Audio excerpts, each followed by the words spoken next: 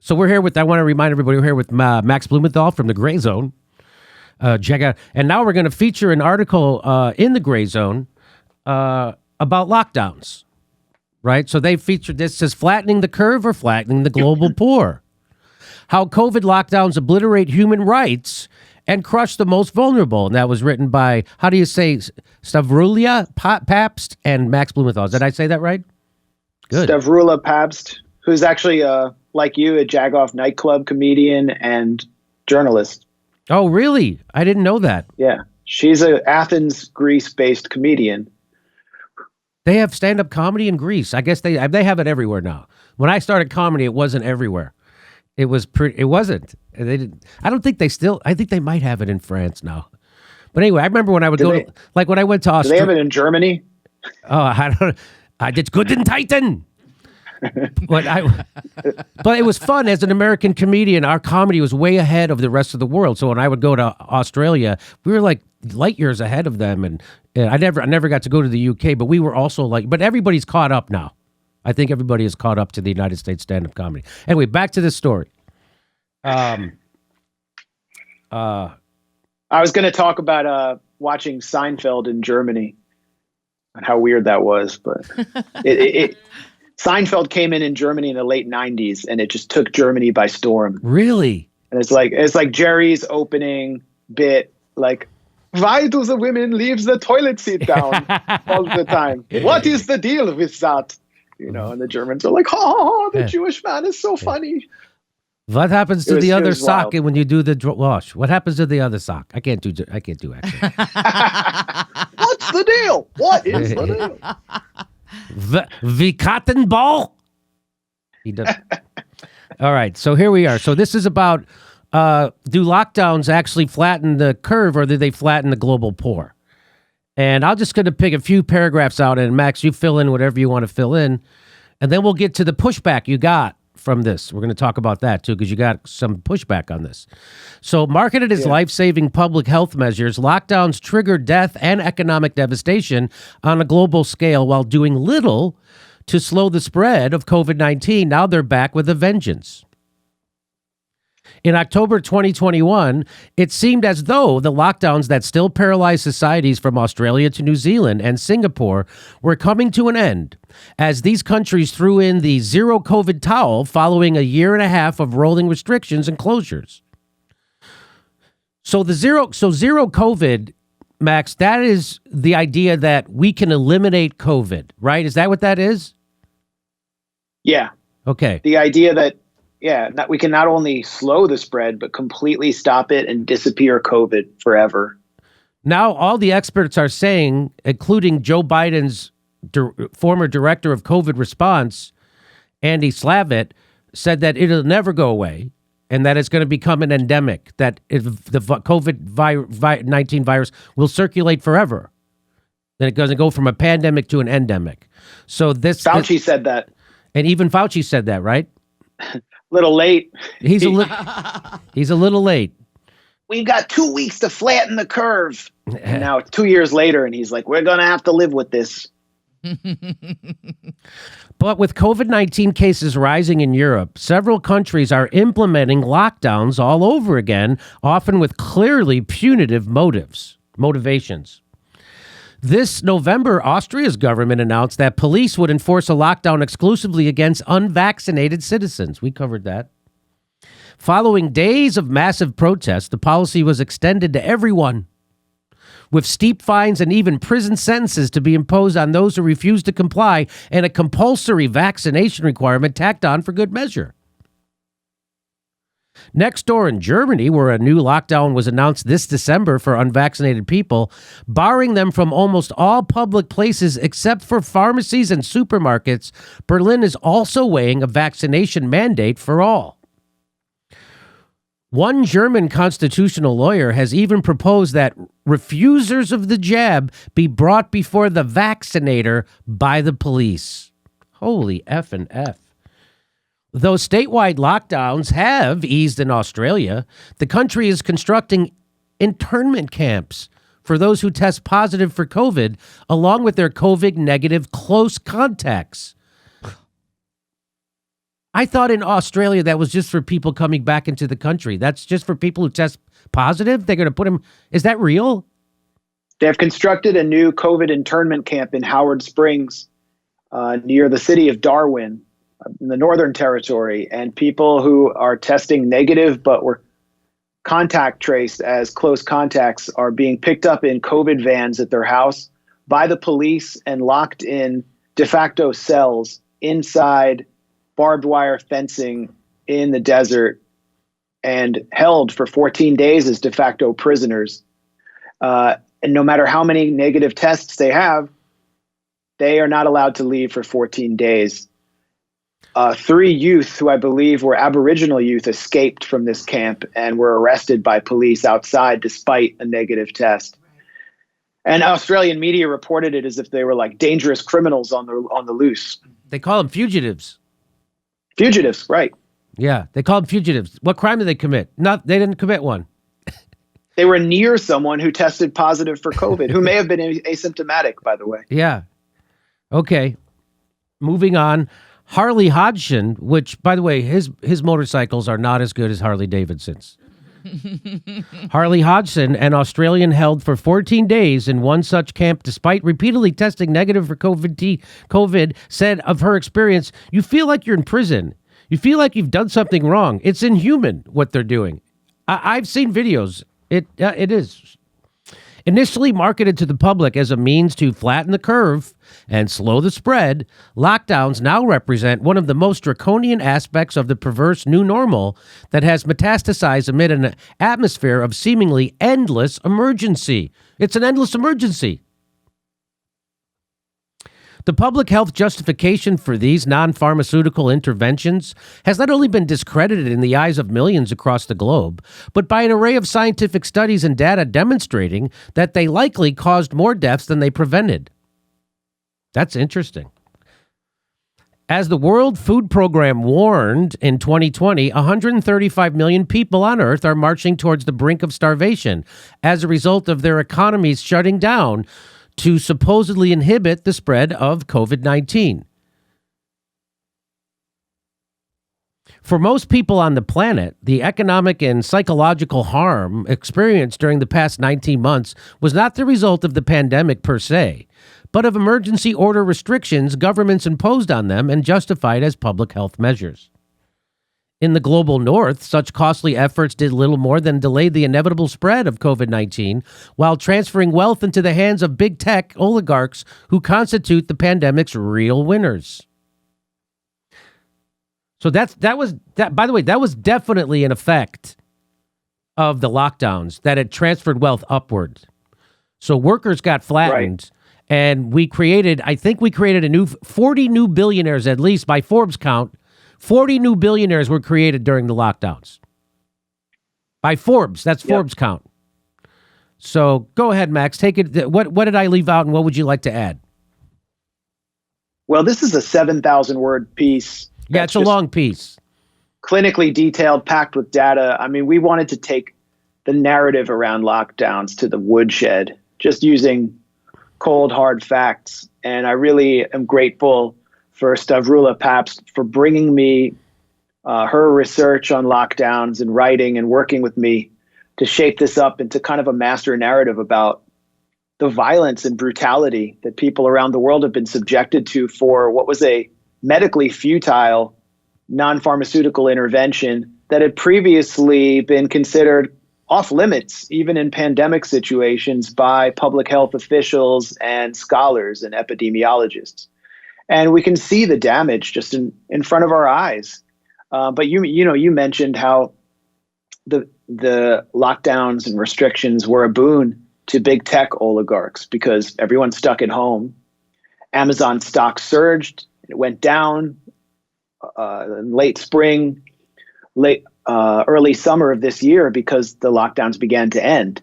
Bill Gates of Microsoft, who cashes in on remote learning technology, and other technologies that everyone was forced to rely on, and licensing.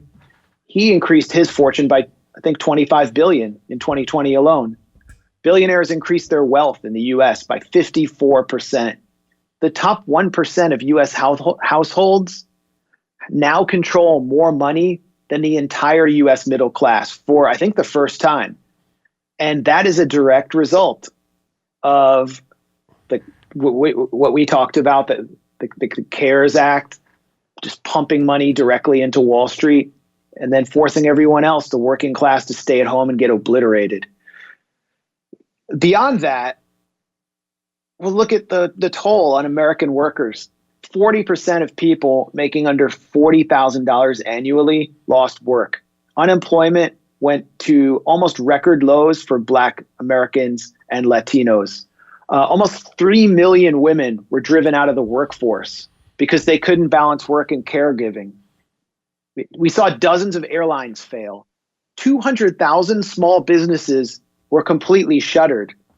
And if you want to try to understand what happened in the New Jersey gubernatorial race, where Phil Murphy was almost beaten in a deep blue state by a fairly obscure Republican, Chitterelli, look at Atlantic County, the home of Atlantic City, where 1/3 of restaurants and small businesses were put out of business under Phil Murphy's lockdown, one of the hardest lockdowns in the United States. He even acknowledged that it was too harsh.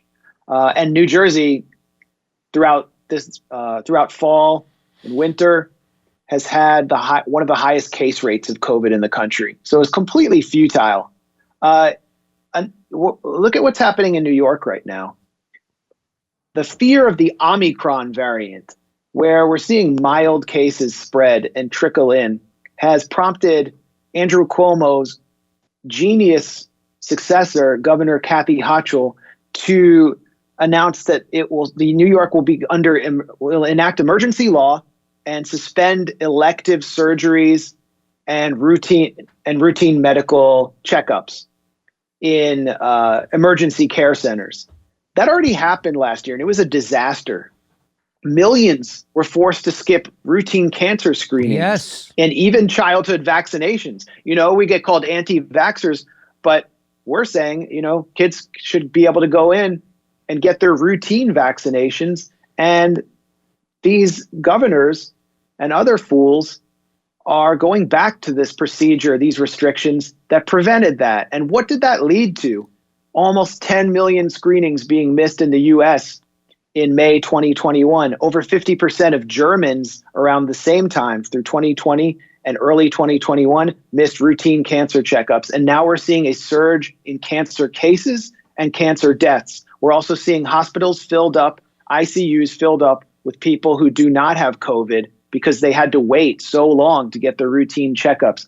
1.4 million medical workers lost their jobs in April 2020 alone due to the CDC's recommendations. If you want to know about the Great Resignation, where it comes from, one medical company estimated that screening for cervical cancers, breast cancers, colorectal, this is stuff that focuses heavily on women, disproportionately on women, dropped by 80 to 90% in March and April of 2020 due to the lockdowns. That is a public health catastrophe focused on women, especially the most vulnerable. And we can go on and on about what happened in the U.S., but one thing we also did, and we can get into it in more detail later in the conversation, is focus on how these lockdowns impacted the global South, where people live just above the poverty line in many or most global South countries. And when you miss a day or two of work, which can be in the informal economy, in the marketplace or fishing, you starve. And that's what the lockdowns did to people from Senegal to Peru, is starve millions. And in South Africa in April 2020, almost 50% of the population went without food for a substantial period. This was a human rights catastrophe with very little medical justification, just the most dubious public health justification. The lockdowns in the U.S., which were actually advised, ironically, by the Trump administration through his COVID task force director, Deborah Birx, was inspired by the one in the U.K. And that lockdown in the U.K., which initially was not recommended by Boris Johnson, was triggered by a model produced by the Imperial College in London, which is funded by Bill Gates to the tune of $25 million. And an academic, Neil Ferguson, who has no experience in epidemiology and is not a data scientist, who overestimated the projected COVID death toll in 2020 by a factor of 6, and was basically saying that up to 5% or maybe greater of the population would die unless the UK went into hard lockdown. By March 15th, March 16th, the Trump White House had that model in their hands, and they shifted policy to recommend hard lockdowns. And what it led to, this phony, bogus model, the WMD of the WMD scare of the pandemic, was death, deprivation, isolation, and suicidal ideation for hundreds of millions of people around the globe. And we're still not recovering. We still haven't recovered. And now Europe is going, as you said, Jimmy, as you mentioned at the top, Europe, specifically Austria, Germany, countries like Slovenia, are going back into lockdown. And they're not even really justifying these lockdowns on any public health basis. What they're saying is it's punitive. The unvaccinated must be locked down to punish them for their choice, for their refusal to comply.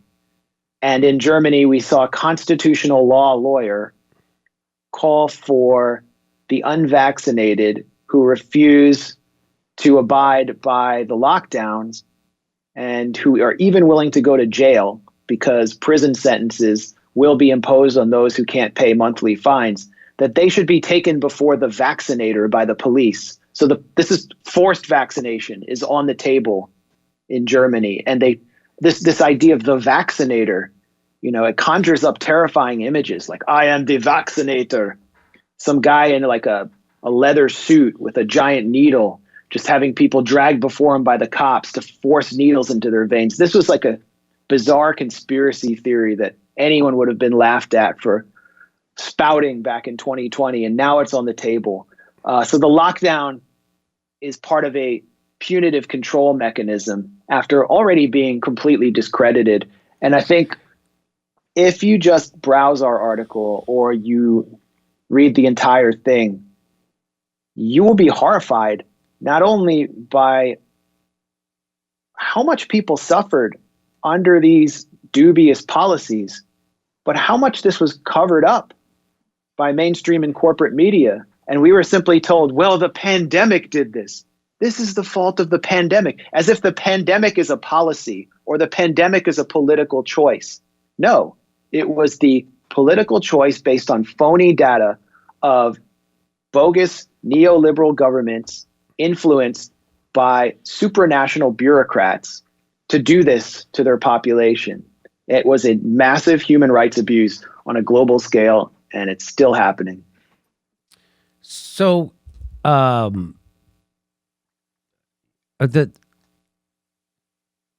made me think that if I came in contact with another human being, I was going to die. That's what I thought. Yes. That's what I thought at the beginning of the COVID and the lockdowns. I was out of my mind. I was just as, susceptible to that propaganda as anybody. I was afraid. I didn't go out of my house.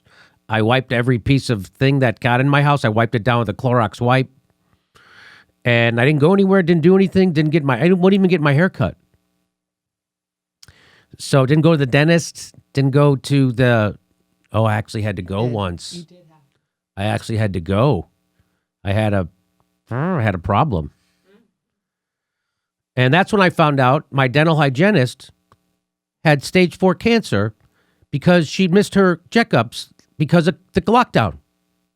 That they would have caught it much earlier than they did, because when she first initially had the symptoms, she didn't go in because everything was locked down and everybody's afraid of COVID. So she didn't go in and get it checked right away. And then by the time she did get it checked, it was almost too late. She actually pulled through, didn't she? She did. That's amazing. But she had stage 4. She was at stage 4 and she pulled through. So you got some pushback on this article. And I want to show it. I want to show a little bit of it. Unless there's anything you want to say before we do that. Well, I mean, just how did it make you feel to be terrorized and then to realize later on that you had been misled. But just the terror, the fear of death all around you is unhealthy. And a British psychologist, Stephen Riker, who advised the British government, said that lockdowns cause fear and isolation that are the equivalent from a health perspective of smoking 15 cigarettes a day. In the U.S., this is according to the CDC and a survey it took of people age 18 to 24 who are really just beginning their lives as independent adults, that being forced to be stuck inside and constantly terrorized about the specter of death everywhere that you can just inhale in your sinus passage that will instantly kill you. 25% of them reported that they had been seriously considering suicide within the past 30 days by the end of June 2020. So this is affecting young people in a terrible way. Opioid deaths doubled in West Virginia. They went up 50%. They went up 30% across the country. Despair spread everywhere. And that will happen whether you get paid to stay home or not. It's the act of being forced to stay home and terrorized about a virus that has a 0.05% fatality rate for people under the age of 70. Where do you get that? Where do you get that from? I've been trying to find mortality rates, and the one I keep coming up against is 3.4%. I think that's what the WHO says, is that the death rate from COVID is 3.4%. But I don't know. Where do you get that number? World Health Organization bulletin, John Ioannidis, who was from Stanford University, one of the premier epidemiologists who has been harshly demonized for questioning some of these harsh restrictions. But these are based on medical studies. It's not Ioannidis' opinion. Okay. So that the weird thing is, it's 0.89% of people who get COVID end up hospitalized. Right? That was the number that Bill Maher reported, and then I looked it up, and it came from the Pew Research Center, and they gave their process of how they came to that number, but then it says the death rate is 3.4%. So those two numbers don't seem to jibe in my mind. They're contradicting each other. So I would think again, I would have to have someone explain this to me. I would think that the hospitalization rate would be higher than the death rate, but it's not from according to the WHO. So I don't know how that happened. How could the hospitalization rate be 0.89%, but the death rate be 3.4%? I don't know. But so go ahead. I'm sorry. Did I interrupt you? You have anything else? Were you going somewhere? No, I mean, I can go on indefinitely, but yeah, we should probably talk about the pushback, which is bizarre. It's bizarre that there would be so much pushback against something like this, but COVID has been so heavily politicized that you have to expect it now. So let's get to your pushback. So this was tweeted out. It said another Omicron case is detected in the U.S., this time in Minnesota, resident who had traveled to New York City. And that person says, well, F. That's what that person says, well, F. And then Walker Bragman, who I follow, by the way. I follow Walker Bragman, works over at the Daily Poster. We just already featured the Daily Poster on the show today. They do good work. And so he retweets that and says, and that's that. We need to lock down, period. Now, boom, boom, bam. And that's that. That's that. You heard the man. Shut it down, people. That's that. There's been a case of Omicron reported. That's that. Boy, I thought that the Omicron variant is reported to be milder. That's that. And that's that. One case. But I'm a waitress. And case, and that's that. But no debate. I'm a waitress, and I need to support my kid. That's that. So, What? You heard Walker. He said that's that. My youngest child needs insulin and a copay. I said that's that. Which is the equivalent of good day. Good day. That's it. There's a case. That's it. What? That's it. One case. That seems... It seems a slight overreaction. You're going to bed early tonight, America. That seems... You can't have your pudding. I know it sounds knee-jerk and authoritarian to say we need lockdowns now, but at least he makes a solid persuasive argument for such an extreme measure, and his argument is that's that. you know that old scientific saying, that's that. That's it. I mean, he does. Go ahead. He does have a blue check mark, and his first name is a last name, so it sounds very important.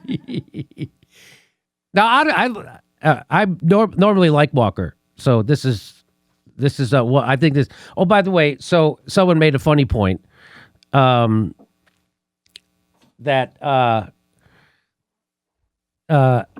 angry black lady, who I think I've mixed it up with too online.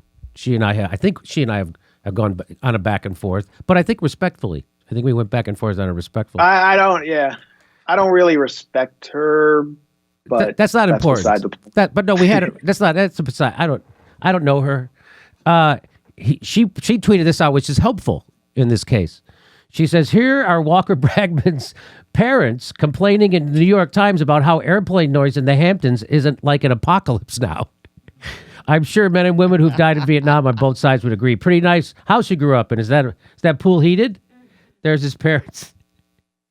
Looking at the sky.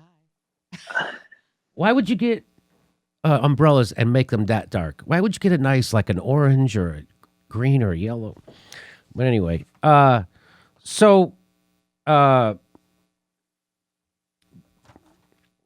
of all, doesn't Walker know that lockdowns hurt vulnerable people?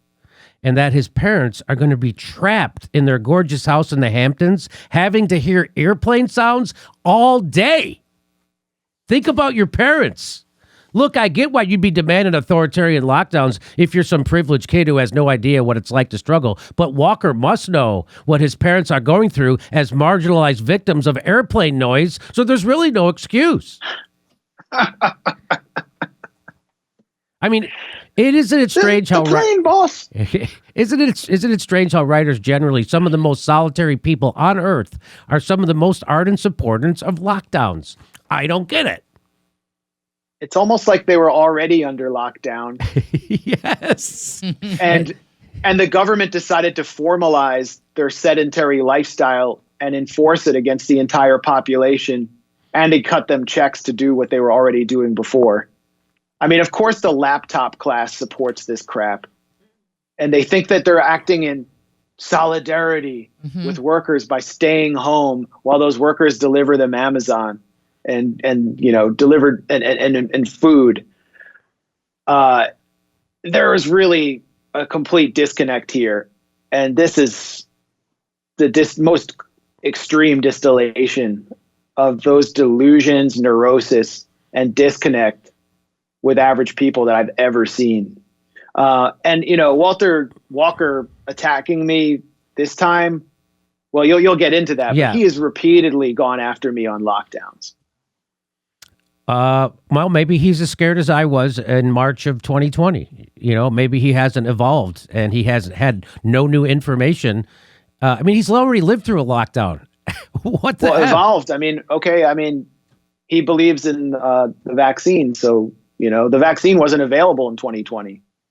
Right. Now we have it. So go get your vaccine. That's what we tell people. Yeah. So here stop trying to. So he tweeted out a couple of screenshots from your article with he says, effing yikes. He says, effing yikes.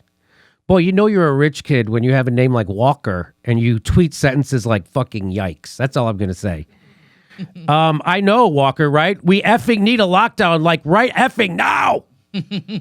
So what's the yikes all about? How COVID crackdowns obliterate human rights and crush the vulnerable? Yikes. That's what he's saying yikes about. That's how COVID lockdowns obliterate human rights and crush the most vulnerable. That's what he's saying yikes about, this article. That's what he's saying yikes about, right? That is upsetting. He's right, though, Max. That is upsetting. Wait, do you mean yikes as in don't point to a thing that should be obvious to anyone, even if they grew up in the Hamptons with a heated pool? That's what he means, yikes. Don't point this out. I think that's what it means. So he tweeted out these 4 things. And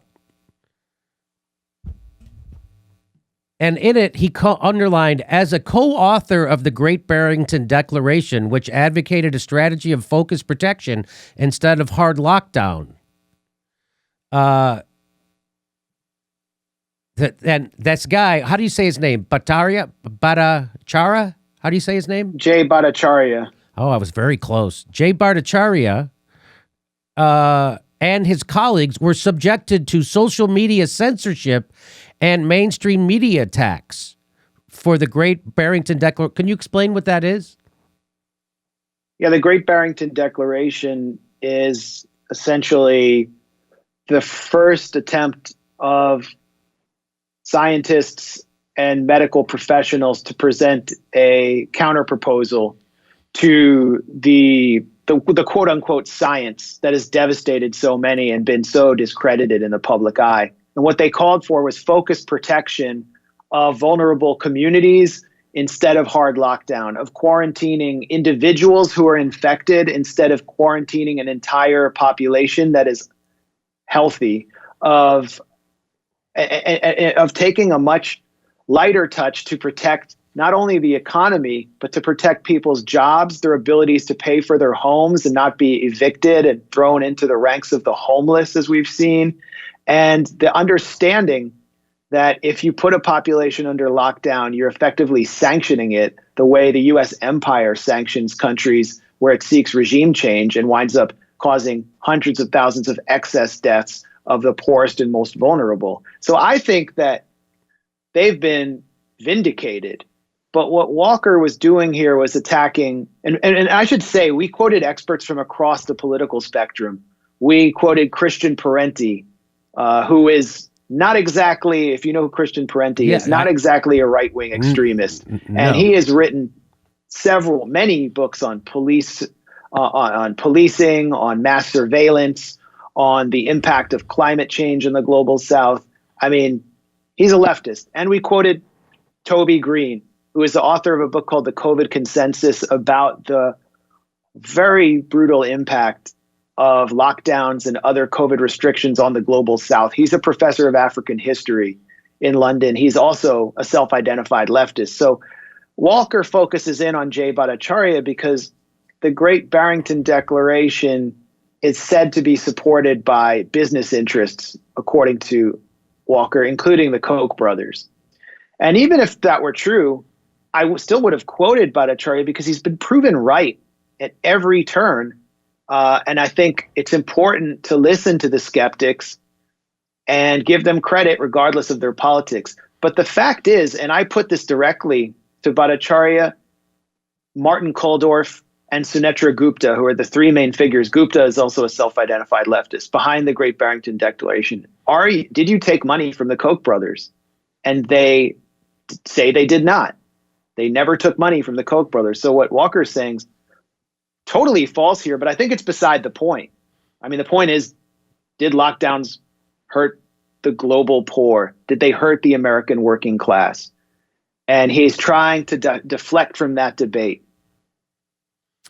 So, meanwhile, I like this. It says lockdowns provided the illusion of, so he's trying to discredit your source for this article is what that is. And he's trying to discredit him because of this Great Barrington Declaration, which you say has been vindicated? Yeah, and what they really take issue with, and what many of these kind of self-proclaimed leftists take issue with about it is that they say that it is an argument for letting COVID rip through the population. Well, COVID has ripped through the population, even in countries where we've seen hard lockdowns. Peru had one of the hardest lockdowns in the world, and it also suffered the highest rate of COVID deaths and infections, I think, in all of Latin America. That's just one example I can give you of so many. So COVID is ripping through the population. A new University of Michigan study of Nicaraguans, of Nicaragua, found that by March 2021, before Nicaragua had any access to vaccines, close to 65% of the population had already been infected. And Nicaragua had one of the lowest death rates in the Americas. So they've been discredited. We know that COVID you can't stop the spread. That's just like a PR slogan at this point. But they're still holding on to this zero COVID delusion.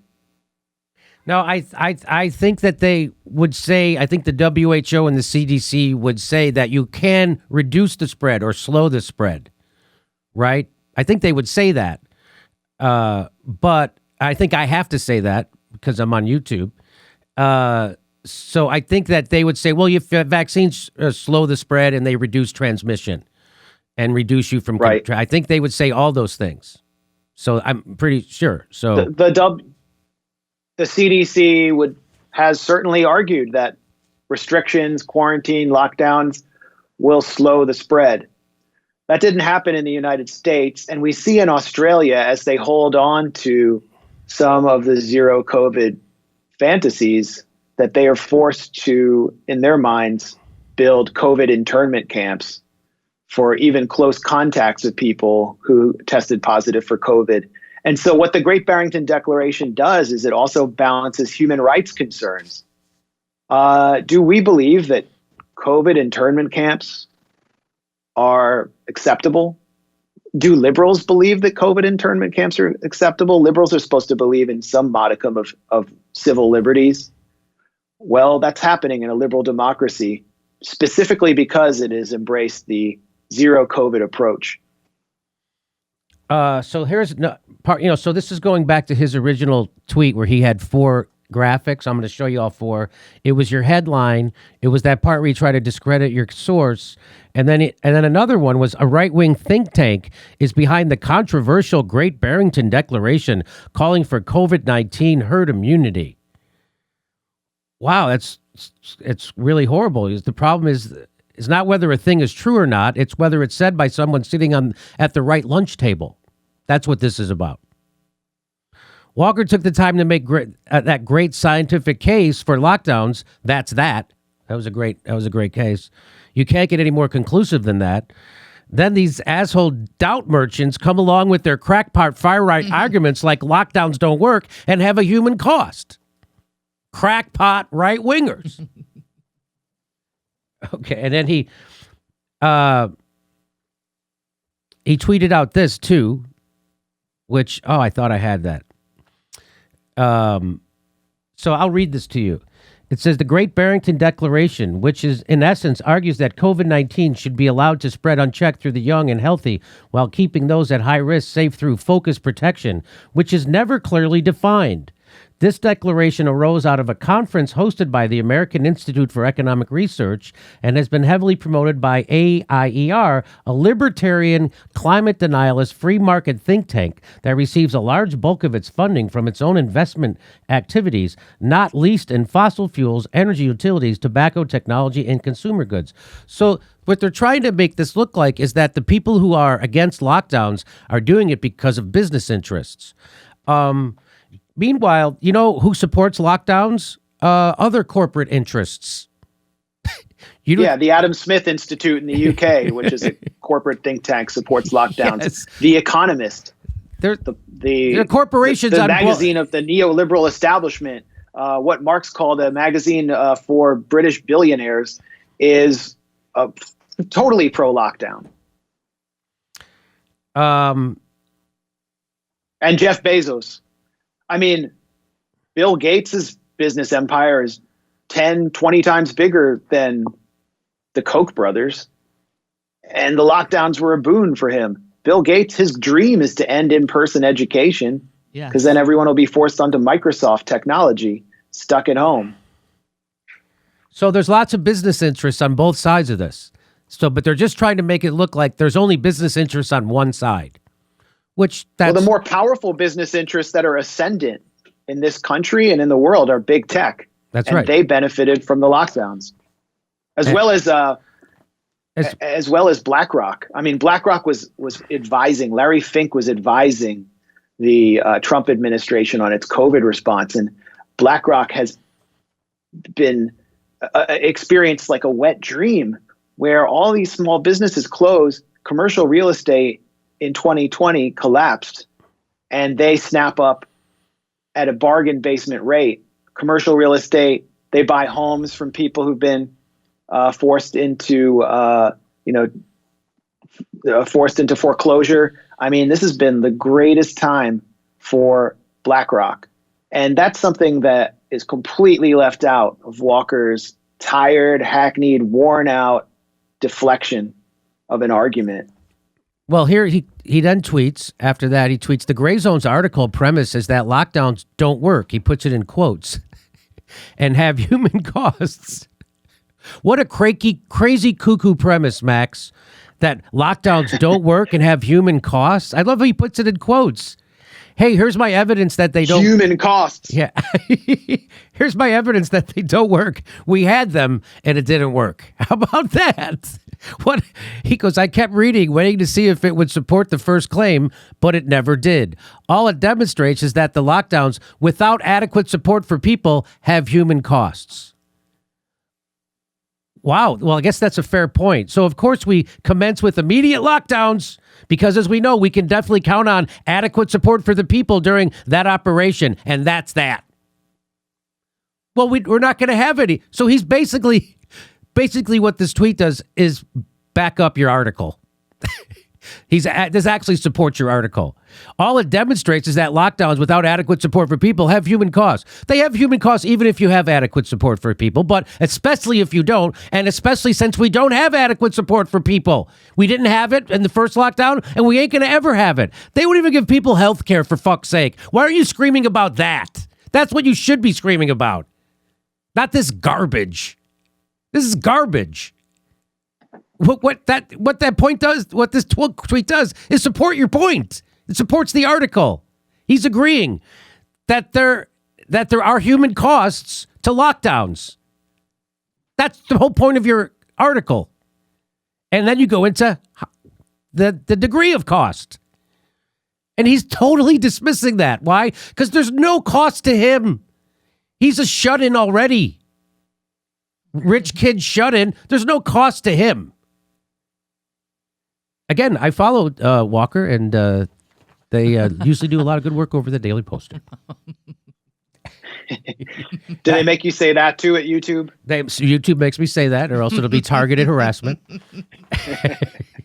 But I do. That's all true, by the way. What I said, I do follow him, and I just sourced the Daily Poster article today and earlier in the show. So what's the agenda here? You know, COVID's not going away, so everyone has to be locked down at home forever and given some UBI. Is that the agenda? And so basically, Walker, that's why I called him Klaus Schwab's codpiece. It's like he's making a perfect argument for the Great Reset. You will own nothing and be happy. You'll just be stuck at home in your rented house, getting like some crumbs off the Davos table. That's what he calls adequate support for people.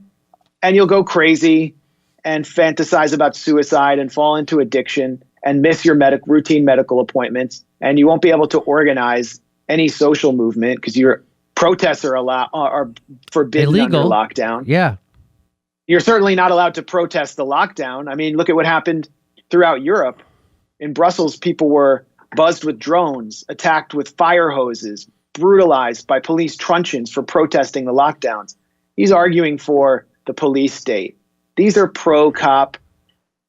These are phony left-wing pro-cop technocratic PR agents. That's all they are. They're Klaus Schwab's useful idiots. They're Bill Gates's useful idiots. They're Big Pharma's useful idiots. And they've never been forced to examine the logical contradictions of their own arguments until this article came along. And it's a great article. Thank you. And credit to Stavrula Pabst for bringing it to me initially. Well, not according to Walker Bragman. He says it's one of the most dishonest articles he's ever read. I guess he's not an avid reader. Or read anything published at NBC or CNN. It's hard to know where to begin. Really, he should have just written, "That's that," like a real journalist. That's what he should have just written. He says, your article claims that the World Food Program credited lockdowns for millions facing starvation in the global south. In reality, the World Food Program chief credited a confluence of factors related to COVID. Ooh, a confluence. Related to COVID restrictions and how they impact economies, supply lines. Including lockdowns, right? They included, in that confluence was lockdowns, right? Well, we explained that in detail, that, the global south relies on the economies because of imperialism and the legacy of colonialism. They rely on the economies of the imperial core. And so when the supply lines get shut down because of lockdowns, and then the economy in the global south, which often relies on exports to the global north, itself suffers enormously. Then it gets forced into debt peonage to the IMF, and the population starves. And that's what happened here. And then they were put under lockdown. I mean, just layer upon layer of economic oppression against the most vulnerable people in the world. And Walker, he just dismisses it all as a confluence of factors. So now this is from Scott. Black Lives Matter. All cops are bastards. Abolish the police. Menor. He's got a blue check. I don't know. I don't think I know who that is. That's it. Look, I mean, he changed his middle name to Black Lives Matter. All cops are bastards. Abolish the police. That's a big move when you change your middle name like that. So he says, and now again, I understand where Walker's stuff comes from. I mean, it's fear-based, and he's just super afraid of it, and because he has nothing to lose from a lockdown. And same thing here. I understand where this comes from. I don't think this makes him a bad person. He says, you do realize that the whole point of lockdowns and vaccine mandates and testing, tracing, isolating people is to finally end the shit so we can go about our lives. No. Well, look at that. First of all, check out Scott, Black Lives Matter, ACAB, Abolish the Police Menor, bringing down the fucking hammer, right? Hey, Scott, you do realize that the people most affected by authoritarian mandates the most are the Black lives that matter so much to you, right? You changed your middle name to Black Lives Matter. You do realize that mandates are going to hurt them. And, when you say abolish the police, you do realize that if you abolish the police, you'll have no one to enforce your fascism lockdowns on the Black lives who matter to you, right? You know that, right? So if you get rid of the police, who's going to enforce your mandates and your lockdowns? See, I'm just helping you out with this. That's all.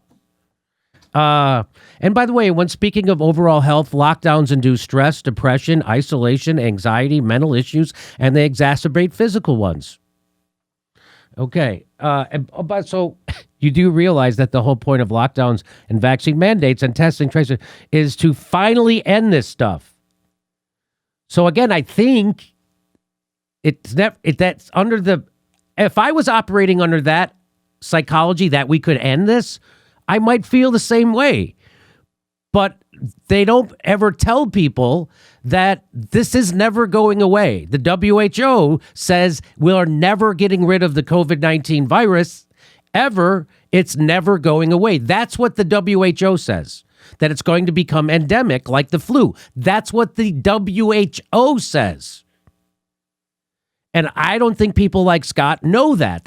And I think if they did, they would start thinking a little differently. Maybe they do know that. I don't know. But I don't know how you could have that piece of information and then think that we're going to end this. The reason why I got vaccinated, Scott, is because they told me if I get vaccinated, double jab, I can go back to my life. So I got vaccinated, and now we still can't go back to our lives. Yep. And then the reason why we did lockdowns is so we could flatten the curve, not end it. We just wanted to flatten the curve so we could go back to our lives. We're never going back to our lives if we keep thinking like this, that we're going to somehow end it. We're never going to end it, and we're going to have to learn to live with the virus. And hopefully it keeps mutating in a way that makes it more contagious but less deadly, which is what Dr. Robert Malone, the inventor of the mRNA vaccine technology, said on this show. I like what this guy's response to him was. You do realize the point of going into Afghanistan was to defeat the Taliban, right? Yes. So. Yep. That's a great point. Buddy, let me just finish reading that. He says, buddy, there's something called lobbying in industries. Endless war equals endless profit. Endless lockdowns and mandates mean endless profit for the relevant beneficiaries. So, and who are those beneficiaries? Well, meet the 40 new billionaires who got rich fighting COVID-19. That's just 40. And you quoted those stats from earlier. So there you go. There's the pushback you got from Walker Bragman, who I'm sure it's helpful for him to be featured on the show. It doesn't hurt. I'm sure you got to look at it like that. It's a win, and he can probably make a couple of popular tweets out of this. So it's good for him. Go ahead, Max. I don't think he sees it as a win because I got some bizarre direct messages from a lawyer who seemed to be representing him, trying to persuade me into taking down my tweets, responding to his completely dishonest attacks on the article. And one of them, it was written in like legal language. And it was like, Walker Bragman only insists that the government pay people to stay home. Walker Bragman spent quarantine in an apartment in Brooklyn, not a mansion in the Hamptons.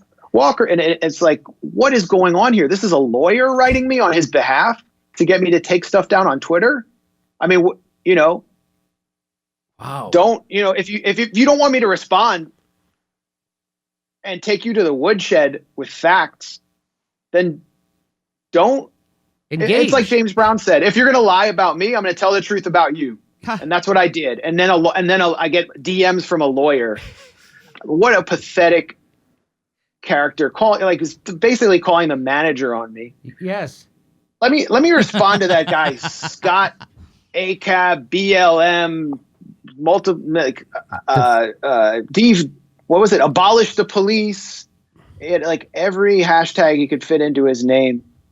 And he's not just calling to defund the police. He's calling to abolish the police in a capitalist society, unusual demand. However, I can understand it. Yes. I'm not a fan of police. Right. I am not a fan of police states. I've never had a positive experience with a cop. I have so many people I'm close to who have been brutalized by the police. And that's partly where my opposition to lockdowns comes from, and restrictions that have very little medical value, like enforcing social distancing in the streets of New York. And I would think that leftists would understand this, because all you're doing is emboldening the police state and what they call the carceral state. And you saw this play out in New York City throughout 2020, when 80% of arrests and summonses for social distancing and quarantine violations fell on the backs of Black and brown New Yorkers. It was just another excuse for the NYPD to bring back stop and frisk after it had been technically banned. And that's what Scott, BLM, ACAB, Abolish the Police, Maynor, and all of these self-styled anti-fascists who were out in the streets of Australia today protesting in support of COVID internment centers, claiming they're anti-fascists in Melbourne. That's the logical conclusion of their argument. They're actually the ultimate useful idiots for the police state. Well, and go ahead. Yeah. Well, it just seems ironic. It seems certainly contradictory that you want to abolish the police, but you want to kind of enforce a police state without police. It's kind of, your own arguments are against each other. That's all. It's kind of ironic. That's all. Who's going to enforce the lockdown? Cops. Who? It's cops. I mean, They're going to be the ones in the street. They've been the ones in the street. Australia brought in the military, and the response from they brought in the military to enforce lockdowns, and the response from the left was a big shrug. I mean, you just follow a bunch of prominent left-wing accounts on Twitter, keep get in those circles, get in that echo chamber. And throughout the lockdowns in Australia, when the military was in the streets, when people were being brutalized and beaten for not wearing masks outdoors, it was just total silence, if not support for the authorities. And there continues to be silence. They're talking about something else. They're not concerned with the construction of a biomedical security state where a healthy population has been defined as a public health risk because they have not obeyed state mandates to take a big pharma product that does not prevent viral transmission. Well, it reduces. I have to say, it reduces it. It reduces transmission according to the government and state regulatory bodies. Yes, that is correct. Are telling YouTube what to do. That is correct. Yes. And so I insist that there be a debate within left-wing circles. And I think that debate is beginning. If you look at the response to these dishonest attacks by Walker Bragman and his cohort, and the DMs I've been getting and messages I've been getting from people who've spent their lives in left-wing activist circles and anti-imperialist circles, and how sick they are of feeling like they will get ritually stoned and silenced for questioning these police-enforced restrictions that have such dubious medical value. The debate is happening. The consensus is going to be broken. And, if the left wants to just constantly demonize everyone protesting all of these absurd, oppressive, and authoritarian measures around the world, including in French de facto colonies like Martinique and Guadeloupe, which are seeing insurgencies against vaccine passports, literal insurgencies. If they want to just say that it's right wing, well, then the right wing will capture all of those working people protesting this, and they will hate the left. And that's what's happening, is people who never even thought to hate the left before see them as a force multiplier for the government forces oppressing them, and they hate them, and they're going to. So, and the right, it will get stronger. It's happening. Yes. And I think that's really unfortunate. Richard Wolff, Professor Richard Wolff, a Marxist economist who's a friend of the show, he was on the show and he made that exact case. He's like, these people who are resisting these mandates by the left, pushing them away, you're pushing them into the right wing, and these are the people we need for our labor movements. These are the people the left wing needs, and you're going to push them away because they're standing up against their employers' mandates, which is what the left is always supposed to do. The left is never supposed to advocate for more control of the worker by the employer, and that's what this is. And that's why, on a strictly worker ideology, socialist, whatever you want to call it, leftist, Marxist, whatever, simply on that, or from a labor point of view. From a traditional labor point of view, you should push back against these. And if the least you should do is make these people who are pushing back, these workers, these blue-collar workers, the last thing you should do is try to alienate them or demonize them, because it only hurts the left. You pushed, and you're exactly 100% right. But those people don't really give a shit about that. I don't think they do. They're like, well, fuck those workers. They're like, get rid of them. Go ahead. That's how they're they fascists. feel. Well, you saw Keith Olbermann when the firemen and the EMTs and the paramedics and the cops were marching in New York on the Brooklyn Bridge against the mandate. He said, fire them all. They don't give a shit about blue collar workers at all. If they don't subscribe to their politics. That's who and people are seeing that now. And you're right. It's going to decimate the left even further. There is no left in America, but whatever of left you think there is, it's gone. And there is no debate. No one will bring me on. No one will debate me on this. No one. Does anybody have you come on their show to debate you on this? No, they don't want to debate this in public. They want to. And the response to this article, aside from, one thing I'll give Walker credit for is at least he tried to respond in detail. The other responses were just like, my dude, you're going full Greenwald, my dude. Why do they always have to say my dude? And or dude, you belong on Gab. That's pretty much the only response. That's what I got when I was debunking Russiagate. It's puerile. That's the same stuff that when I was debunking Russiagate, it was, dude, you've lost it. I stayed with you on the Bernie thing. I stayed with it, but this is crazy. You've lost. Okay, turned out I was 100% right about. This is a bad take, man. Yeah. Delete this 7,000 word, well-sourced, clinically detailed article. This is a bad take, bro. No, dude, my dude.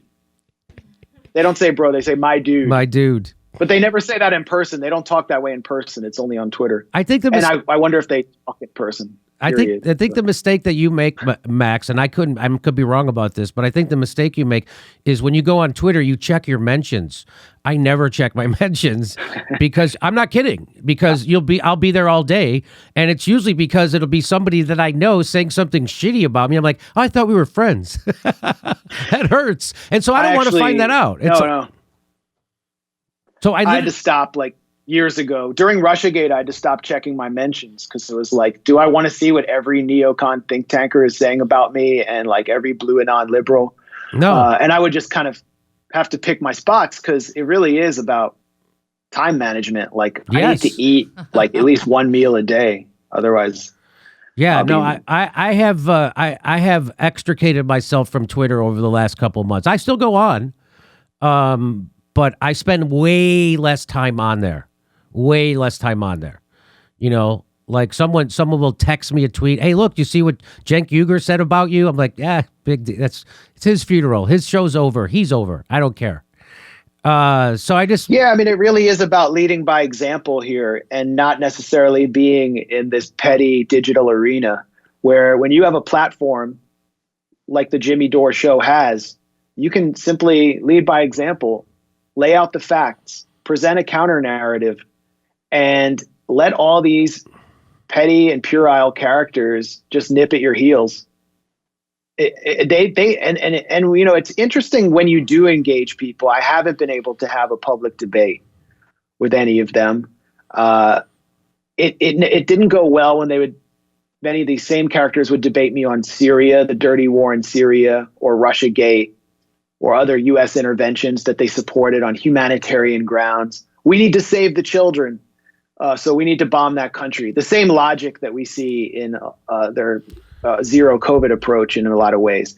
We need to burn down the house in order to save the tenants.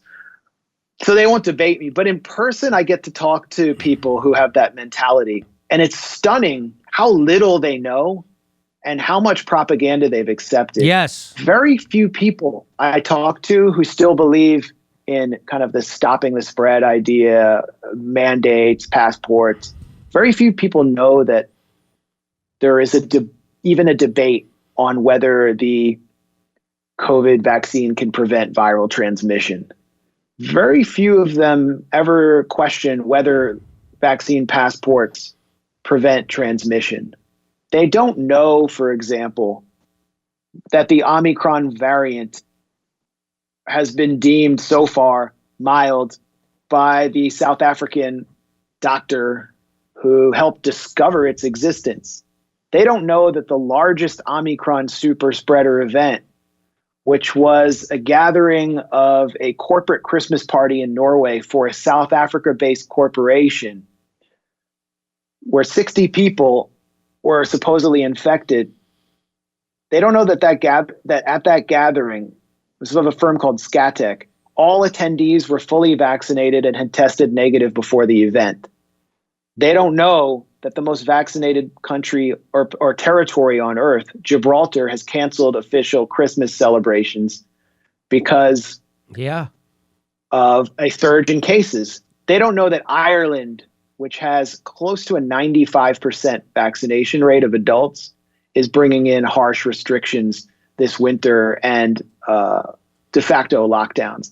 They don't know that because it calls into question whether we're actually dealing with a vaccine or a therapy, because vaccines have to be sterilizing. In other words, they have to prevent infection and transmission in order to meet the old World Health Organization definition of what a vaccine was, which was changed recently sub rosa to accommodate the COVID vaccines. And they don't know that in the ruling, which has been upheld by courts across the U.S. to enforce vaccine mandates, Jacobson versus Massachusetts, 1905, that ruling held that mandates could only be implemented if the vaccines prevented the spread of the disease. And these ones, there's a big question about whether they do or not. That was referring to smallpox, a completely different disease. And you know, when you argue with these people, they always conflate smallpox or polio with COVID-19. But the smallpox, the vaccine is sterilizing for smallpox, right?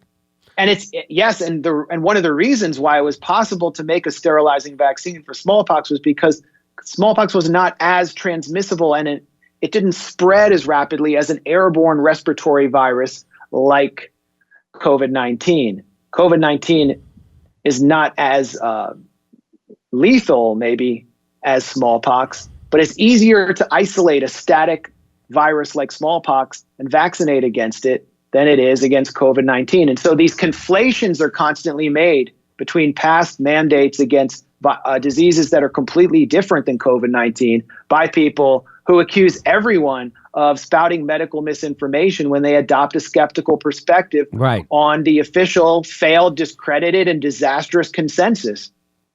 So I just have to say again that is the official policy of YouTube that the vaccines do reduce the transmission and contraction of the virus. So that's according to them. And that's their official. And so I have to say that's the official stance. I have to give that. And what a lot of people don't know, but your chair has been wired with electrical shocks. Yes. And if you don't say that, you receive the doctor in the next room who's with the CDC cranks it up to 11. Yeah, he's with the Stanford experiment, and he's in the other room. It's the Stanford Jimmy experiment. So, okay, there you go. Now he can say Walker Bragman, as seen on the Jimmy Dore show. He could say that. That's going to be good for him. That'll be good. Anyway, but I do understand people who have limited knowledge of COVID and the effects and limited knowledge of how the vaccines are working and limited knowledge of all this stuff. I get how they say that stuff. I get how they're like, hey, dude, can't you just get on board so we can get rid of this? Okay, what do you got to be an asshole for? I get that mentality, but it's because they're consuming establishment news and they are susceptible to fear-mongering and propaganda. We're all susceptible to it. I was scared to death. I didn't even look into any of this stuff, Max, until I got vaccinated. I didn't look into it. Right. Because I knew I was going to get vaccinated because I wanted to get back to my life, and I knew I had to, and I didn't want to know anything bad about it. I just was like, which is not the smart thing to do. And so then I started looking into it, and there's all this information out there, and then I found out Fauci's a pathological liar. Pathological. And nobody's upset about that. Nobody's upset that he's repeatedly lied. He lied to Congress twice that I know of, and he should be in jail. And they have no idea about anything. They think Fauci's a good guy. If Fauci was a good guy, why isn't he mentioning Medicare for all every time he gets on television? Because that would have saved 200,000 lives during COVID. He never mentions that. Why doesn't Dr. Fauci ever mention that? Because he's a tool. He's a tool of Big Pharma, the health insurance, corporate America. He's a tool. That's why. And he'll never tell you to make sure you have your vitamin Ds. He'll never tell you to find out where you can get your monoclonals. He'll never tell you about anything. Why doesn't he tell you about vitamin D, the importance of having your vitamin D up, especially in the winter? Why doesn't he ever tell you that? Why? Because he's not Dr. Fauci is a criminal. That's why. He's led the campaign against off-patent early treatments. from behind the scenes. And that to me is criminal. But I think Fauci and his own history is also covered up, suppressed. And we see a vision of him as someone who essentially saved everyone from HIV/AIDS. That's how he was sort of introduced to the American public. And very few people have gone back and researched Fauci's history. And I think that's why the #1 book on Amazon for the past 2 weeks is RFK Jr.'s book on the real Anthony Fauci. People are becoming more and more skeptical the longer this goes on, and they want to know who's behind this. And that book, I'm still working on kind of vetting all the footnotes that I can, but it's shocking. I was actually shocked reading it. I was blown away. I was flipping through by it. reading Go ahead. Chapter 8 on experiments carried out under the watch of the NIH on Black foster children. Yes, I know about New York in New York foster homes. I know about with that. Experimental AIDS drugs was unbelievably shocking. And again, I need to know more about what Fauci knew and when he knew it. But there's a BBC documentary on this. The New York Press, which was an alternative paper in New York, covered it intensely. There's a lot of reporting on it. It happened.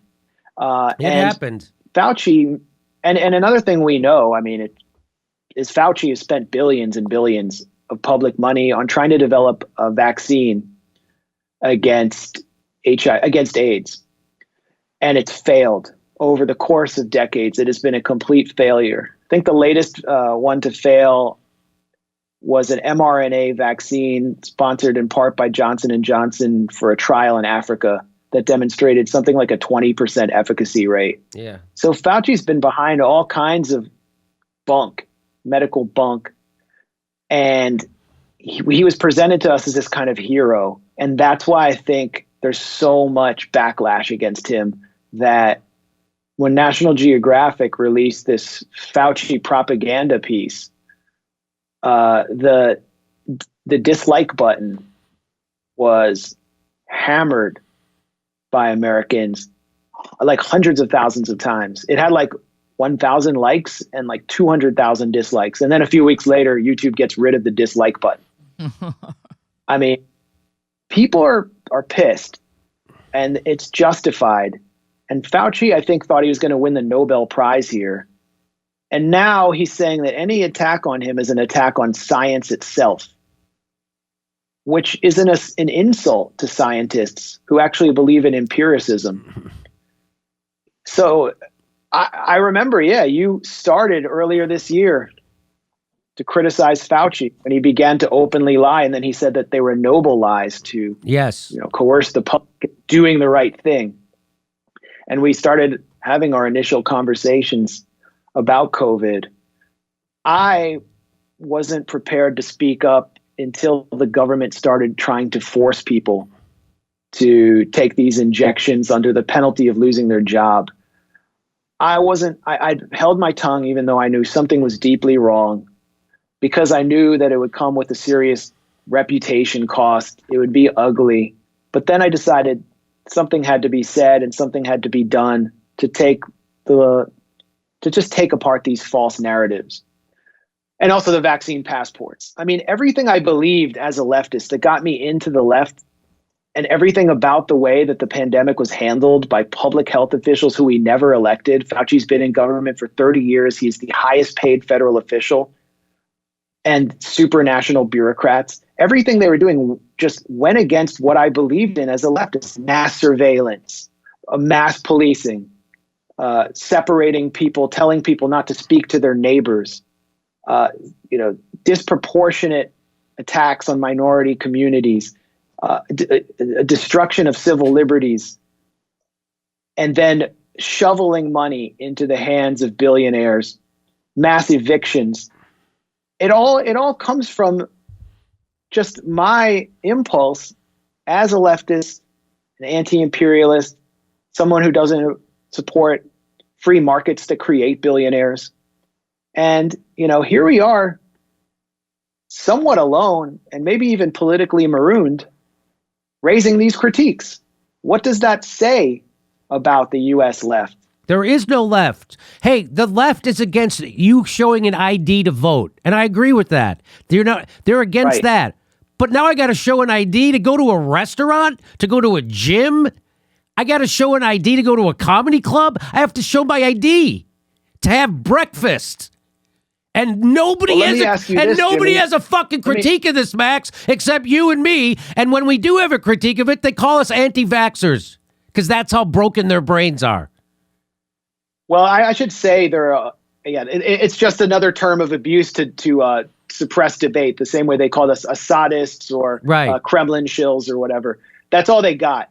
But I should say there are a lot of people on the left who are raising critiques from the beginning. I'll be interviewing one of them about who lives in Berlin, the writer C.J. Hopkins, about their lockdown of the unvaccinated tomorrow at noon on Rockfin at my show, Foreign Agents. So check that out. I mean, he was speaking up well before me, so we need to give credit where it's due.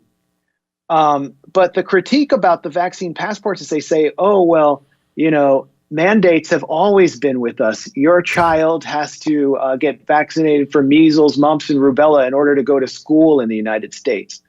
Okay, well, now in San Francisco, your kid has to take a vaccine for a virus that does not tend to kill or even cause severe illness in children who don't already have comorbidities in order to go to a coffee shop, in order to basically go out in public.